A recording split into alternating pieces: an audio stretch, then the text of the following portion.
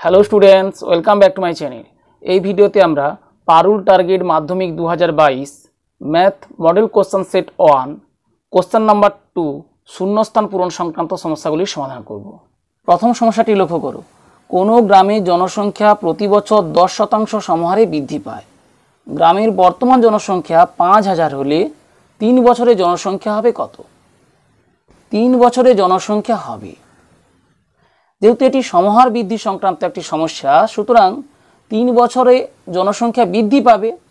তাহলে 3 বছরে জনসংখ্যা হবে, এই প্রশ্নের উত্তর 3 বছরে জনসংখ্যা কত বৃদ্ধি পাবে এমনটা হতে পারে। আসলে 3 বছর পরে জনসংখ্যা কত হবে তা জানতে চাওয়া হয়েছে। কত বৃদ্ধি হবে তা নয়, কত হবে।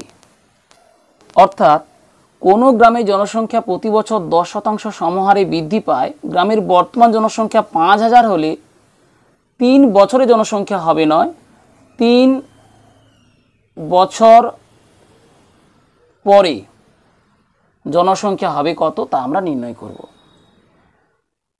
সমহার বৃদ্ধি সংক্রান্ত সমস্যা সমাধানের জন্য আমরা যে সূত্রে ব্যবহার করি সেটি পি ইন্টু, এখানে পি এর মান 5000, 1 প্লাস আর বাই 100, এখানে আর এর মান 10 by 100 whole to the power n, n এর মান 3, কারণ 3 বছর পরে জনসংখ্যা নির্ণয় করছি, ইকুয়ালস 5000 ইন্টু 1 প্লাস 10 বাই 100 অর্থাৎ 1 plus 1 by 10 equals 11 by 10, 11 by 10 এর হোল কিউব ইকুয়ালস 5000 গুণ 11 গুণ 11 গুণ 11 বাই 10 গুণ 10 গুণ 10 অর্থাৎ 1000।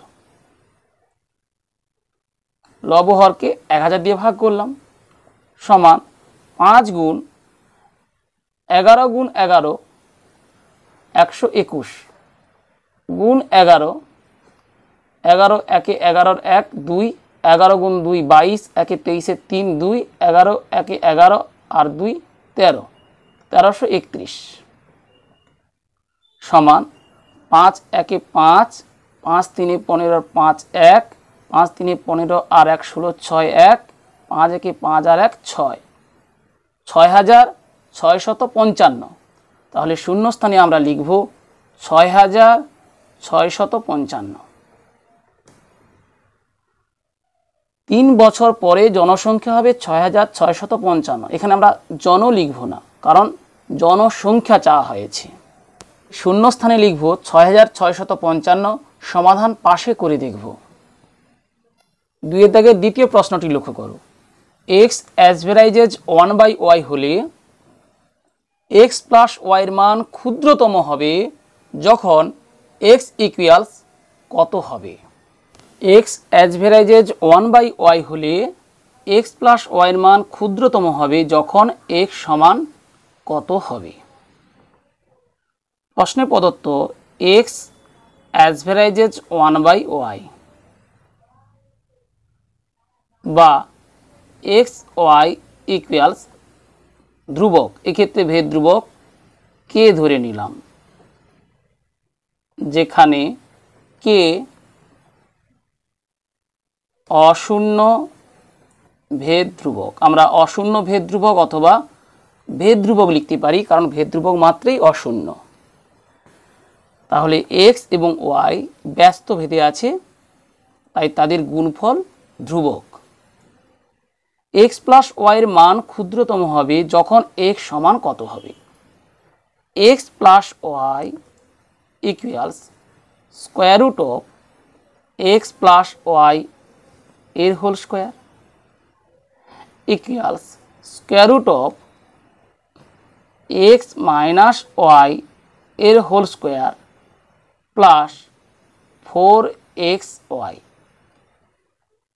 এ প্লাস বি এর হোল স্কোয়ারকে আমরা এ মাইনাস বি এর হোল স্কোয়ার প্লাস 4ab আকারে প্রকাশ করতে পারি, equals square root of X minus Y এর whole square plus 4 into X Y. X Y equals কে আমরা নির্ণয় করেছি, তাহলে 4k, যেহেতু এক্স ওয়াই ইকুয়ালস কে। এখন এক্স প্লাস ওয়াই এর মান ক্ষুদ্রতম হবে যখন আমরা লক্ষ্য করি এক্স প্লাস ওয়াই এর মান square root of X minus ওয়াইয়ের হোল স্কোয়ার প্লাস 4k, যেখানে 4k একটি ধ্রুবক। সুতরাং এক্স প্লাস ওয়াইয়ের মান ক্ষুদ্রতম হবে যখন এই পূর্ণবর্গ সংখ্যাটির মান সবচেয়ে কম হবে, অর্থাৎ এটি 0 হবে। কারণ আমরা জানি পূর্ণবর্গ সংখ্যা ঋণাত্মক হতে পারে না, তাহলে ক্ষুদ্রতম অর্থে এক্স মাইনাস ওয়াইয়ের হোল স্কোয়ারের মান 0 হবে। এক্স মাইনাস ওয়াই এর হোল স্কোয়ার ইকুয়ালস 0। এখান থেকে আমরা পাচ্ছি এক্স মাইনাস ওয়াই ইকুয়ালস 0, অর্থাৎ এক্স ইকুয়ালস ওয়াই। তাহলে শূন্যস্থানে আমাদের লিখতে হবে ওয়াই। তৃতীয় সমস্যাটি লক্ষ্য করো, যদি m is to n equals p is to q হয়, তবে m is to p equals n is to q হবে। এই নিয়মটিকে ড্যাশ নিয়ম বলে। যদি m is to n equals p is to q হয়, তবে m is to p equals n is to q হবে। এই নিয়মটিকে ড্যাশ নিয়ম বলে। তাহলে m is to n equals p is to q, বা অনুপাতকে আমরা ভগ্নাংশ আকারে প্রকাশ করে পাই m বাই n সমান p বাই q, বা বজ্রগুণনের নিয়মে m q সমান পাই n p। তাহলে m q সমান n p কে আমরা p n লিখতে পারি গুণ বিনিময় নিয়ম মানে, অর্থাৎ এখানে p এখানে n লিখলাম। অতএব এবার ভগ্নাংশ আকারকে অনুপাতের আকারে প্রকাশ করি। m ইজ টু p সমান পেলাম n ইজ টু q। তাহলে এখানে কি হলো, এটি একটি সমানুপাত, অর্থাৎ এই অনুপাতটি এবং এই অনুপাতটি আসলে সমান। সমানুপাতের দ্বিতীয় এবং তৃতীয় পদ পরস্পরের স্থান বিনিময় করলেও পদ চারটি সমানুপাতে আছে। কোনো সমানুপাতের দ্বিতীয় এবং তৃতীয় পদ পরস্পর স্থান বিনিময় করলেও পদ চারটি সমানুপাতে থাকে, একে বলা হয় একান্তর নিয়ম। তাহলে এই নিয়মটিকে একান্তর নিয়ম বলে, অর্থাৎ শূন্যস্থানে আমাদের লিখতে হবে একান্তর। পরীক্ষাতে এই অংশগুলি না করে শূন্যস্থানে একান্তর লিখলেই নাম্বার পাওয়া যাবে। চতুর্থ সমস্যাটি লক্ষ্য করো, ABCD একটি বৃত্তস্থ চতুর্ভুজের কর্ণ দুটি P বিন্দুতে ছেদ করে। কোণ APB সমান 120 ডিগ্রি এবং কোণ CBD সমান 60 ডিগ্রি হলে কোণ ADB সমান কত? ABCD একটি বৃত্তস্থ চতুর্ভুজের কর্ণ দুটি P বিন্দুতে ছেদ করে। কোণ APB অর্থাৎ এই কোণের মান 120 ডিগ্রি এবং কোণ CBD অর্থাৎ এই কোণের মান 60 ডিগ্রি হলে কোণ ADB অর্থাৎ এই কোণের মান নির্ণয় করতে হবে।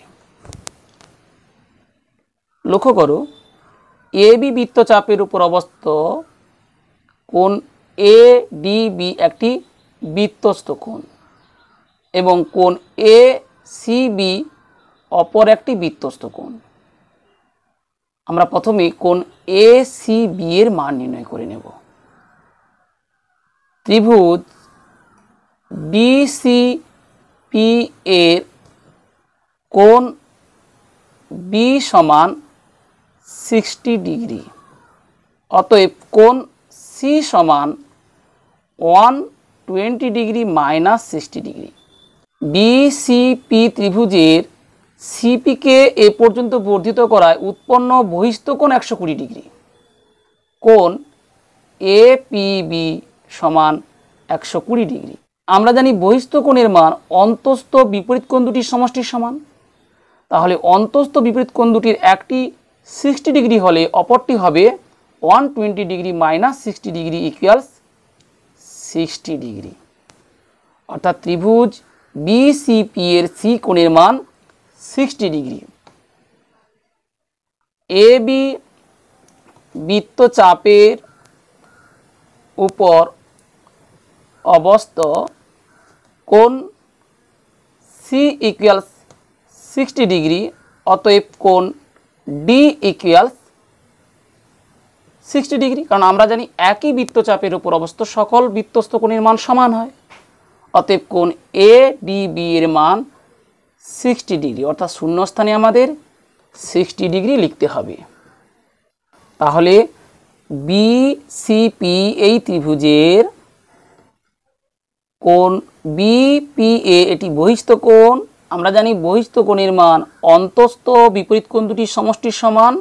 এক্ষেত্রে অন্তস্থ বিপরীত কোণ দুটির একটি 60 ডিগ্রি, অতএব অপরটি 60 ডিগ্রি, অর্থাৎ কোণ এ সি বি এর মান 60 ডিগ্রি। কোণ এ সি বি এবি বৃত্তচাপের উপর অবস্থিত একটি বৃত্তস্থ কোণ।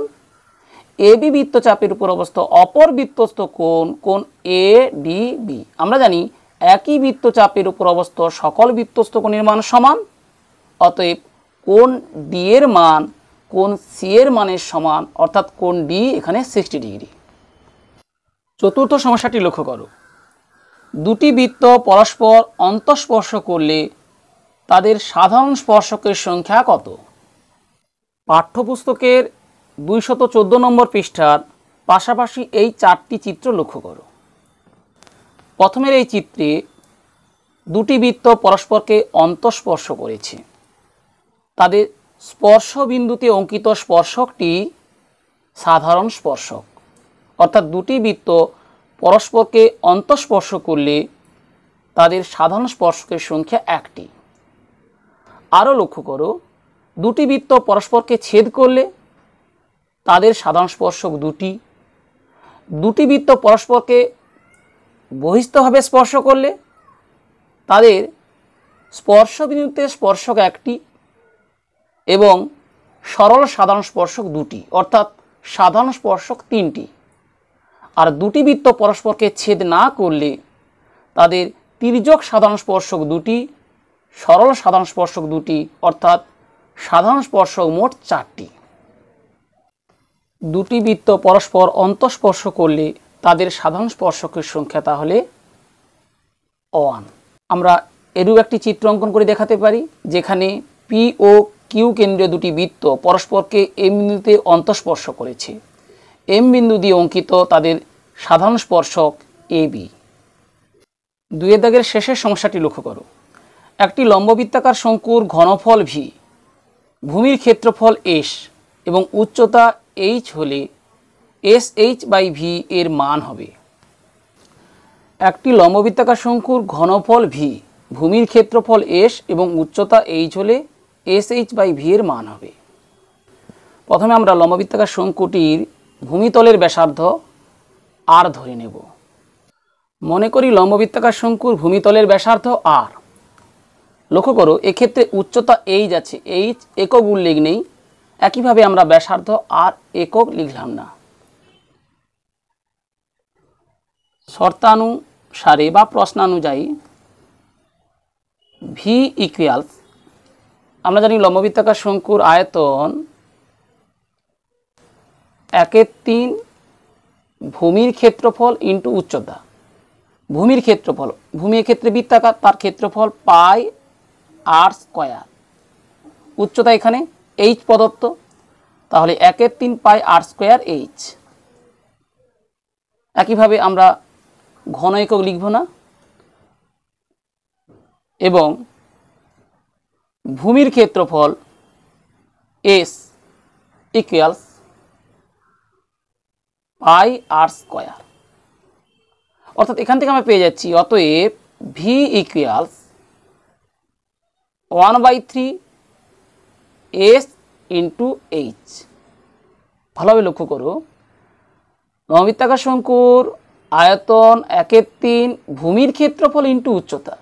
এক্ষেত্রে ভূমির ক্ষেত্রফল এস প্রদত্ত, তাহলে আয়তন ভি সমান 1/3 ইন্টু এস ইন্টু এইচ।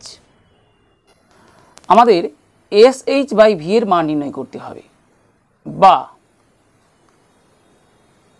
তাহলে বজ্রগুণ করে ফেলি, 3v ইকুয়ালস এস এইচ, বা S H by V equals, অর্থাৎ উভয়পক্ষকে ভি দিয়ে ভাগ করে পাচ্ছি S H by V equals 3। তাহলে শূন্যস্থানে লিখতে হবে 3।